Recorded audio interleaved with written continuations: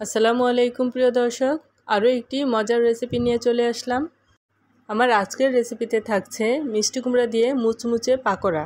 মিষ্টি কুমড়ার এই পাকোড়াগুলো কিন্তু খেতে অনেক মজার, আর তৈরি করতে মাত্র কয়েকটি উপকরণ লাগে। তাহলে আর কথা না বাড়িয়ে চলুন দেখে নেই মিষ্টি কুমড়ার পাকোড়া তৈরি করার রেসিপি। মিষ্টি কুমড়ার পাকোড়া তৈরি করার জন্যে এক ফালি মিষ্টি কুমড়া বাজার থেকে কিনে এনেছি। এবারে এই মিষ্টি কুমড়াটা চোচা ছাড়িয়ে এরকম পাতলা পাতলা করে কেটে ভালো করে ধুয়ে পরিষ্কার করে নিয়েছি। কেটে রাখা মিষ্টি কুমড়াগুলো সিদ্ধ করে নিব, তাই একটি হাঁড়িতে নিয়েছি। সিদ্ধ করার জন্যে মিষ্টি কুমড়ার মধ্যে দিচ্ছি পরিমাণ মতো লবণ আর সামান্য একটু পানি। এখানে কিন্তু খুব বেশি পানি দেওয়ার প্রয়োজন নেই। আমি এখানে হাফ কাপের মতো পানি দিয়েছি, আর মিষ্টি কুমড়া থেকেও কিন্তু বেশ অনেকটা পানি বের হবে। একটি ঢাকনা দিয়ে ঢেকে 6 থেকে 7 মিনিটের মতো মিষ্টি কুমড়োগুলো সিদ্ধ করে নিব। 7 মিনিট পর আপনারা দেখতেই পাচ্ছেন মিষ্টি কুমড়োর মধ্যে যে পানি ছিল তা কিন্তু সুন্দর করে শুকিয়ে গেছে, আর মিষ্টি কুমড়োগুলো খুব সুন্দর করে সিদ্ধ হয়েছে। আর মিষ্টি কুমড়োর মধ্যে যে সামান্য পানিটুকু লেগে আছে তা এভাবে নেড়ে চেড়ে সেই পানিটা শুকিয়ে নিব। এ পর্যায়ে মিষ্টি কুমড়োর মধ্যে যে পানিটা ছিল সেটা কিন্তু সুন্দর করে শুকিয়ে গেছে, আর মিষ্টি কুমড়োগুলো এভাবে নেড়ে চেড়ে ম্যাশ করে নিয়েছি। এবার মিষ্টি কুমড়াটা ঠান্ডা করে একটি বাটিতে নিয়ে নিচ্ছি। মিষ্টি কুমড়ার মধ্যে বাকি যে দানাগুলো আছে সেগুলো হাত দিয়ে এভাবে ম্যাশ করে নিচ্ছি। আর একটু মিষ্টি কুমড়ার দানা থাকলেও কোনো অসুবিধা নেই। এবার এখানে দিচ্ছি হাফ চা চামচ হলুদের গুঁড়া। মিষ্টি কুমড়াগুলো সিদ্ধ করার সময় আমরা যেহেতু লবণ দিয়েছিলাম, তাই লবণটা এখানে একটু বুঝিয়ে দিতে হবে।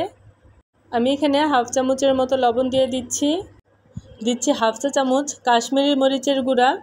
এটা দিলে কালারটা অনেক সুন্দর হবে, তো হাতের কাছে না থাকলে এটা কিন্তু স্কিপ করতে পারেন। এবার 6-7টি কাঁচামরিচ কুচি, 2টি পেঁয়াজ কুচি আর দিচ্ছি পুদিনা পাতা কুচি। মিষ্টি কুমড়ার এই পাকোড়াগুলো আমি একটু ঝাল ঝাল বানাবো, সেজন্য কাঁচামরিচের পরিমাণ একটু বেশি দিয়েছি। আপনারা যেমন ঝাল খেতে পছন্দ করবেন আপনারা কিন্তু সেই রকমই মরিচের পরিমাণ দিবেন। অনেকেই আছেন যাদের কাছে পুদিনা পাতার স্মেল ভালো লাগে না, তারা কিন্তু চাইলে পুদিনা পাতাটা স্কিপ করতে পারেন। আমি আমার টব থেকে এই ধনিয়া পাতাগুলো নিয়েছি, এগুলো কুচি করে এবার এখানে দিয়ে দিব। এখানে দেশি ধনিয়া পাতাও আপনারা দিতে পারেন। আমার কাছে দেশি ধনিয়া পাতা ছিল না, তাই ছাদের টব থেকে এই ধনিয়া পাতাগুলো এনে কুচি করে দিয়েছি। এবার সামান্য একটু কালো জিরা আর 1 চা চামচ আদা রসুন বাটা দিয়ে হাত দিয়ে ভালো করে সবগুলো উপকরণ একসাথে মিশিয়ে নিব। সবগুলো উপকরণ একসাথে ভালো করে মিশিয়ে নেওয়ার পর দিচ্ছি 1 কাপের মতো বেসন আর 1/4 কাপ চালের গুঁড়া। চালের গুঁড়াটা বড়াটাকে অনেক মুচমুচে করবে, তো আপনাদের হাতের কাছে চালের গুঁড়া না থাকলে এখানে কিন্তু আপনারা 1/4 কাপ সুজিও ব্যবহার করতে পারেন। এবার বেসন আর চালের গুঁড়ো কুমড়োর সাথে ভালো করে মিশিয়ে নিব। সব কিছু একসাথে মিশিয়ে এরকম একটা ব্যাটারের মতো তৈরি করে নিব। সব শেষে দিচ্ছি হাফ চা চামচের মতো বেকিং সোডা দিয়ে কুমড়োর মিশ্রণটির সাথে আবারও ভালো করে মিশিয়ে নিব। এখানে বেকিং সোডাটা দিলে বড়াটা ভিতর থেকে খুবই স্পঞ্জি হবে। এবার আমার কুমড়োর ব্যাটারটি তৈরি করা হয়ে গেছে। এবার বড়াগুলো ভাজার জন্যে চুলায় কড়াই বসিয়ে দিয়ে দিচ্ছি সয়াবিন তেল। তেলটা মিডিয়াম গরম করে নিব। তেলটা মিডিয়াম গরম হওয়ার পর একটি একটি করে বড়া দিয়ে দিব।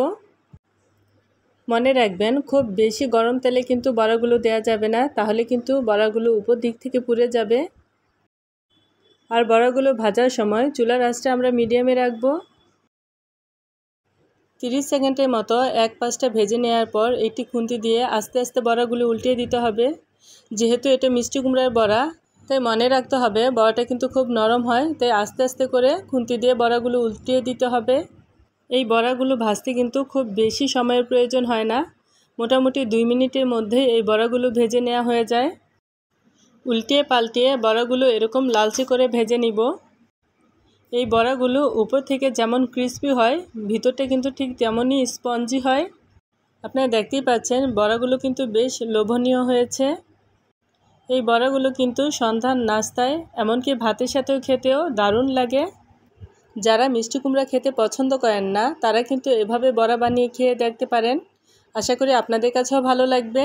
বড়াগুলো লালচে করে ভেজে নেওয়ার পর তেল ঝরিয়ে তুলে নিব। পরিবারের সবাই কিন্তু মিষ্টি কুমড়ার এই বড়াটা খুব বেশি পছন্দ করবে। আর আপনি যদি না বলেন তাহলে কেউ বুঝতেই পারবে না এটা যে মিষ্টি কুমড়ার বড়া। রেসিপি ভালো লাগলে একটা লাইক দিতে ভুলবেন না। সবাই ভালো থাকবেন। আবারও কোনো নতুন রেসিপি নিয়ে চলে আসবো। আল্লাহ হাফেজ।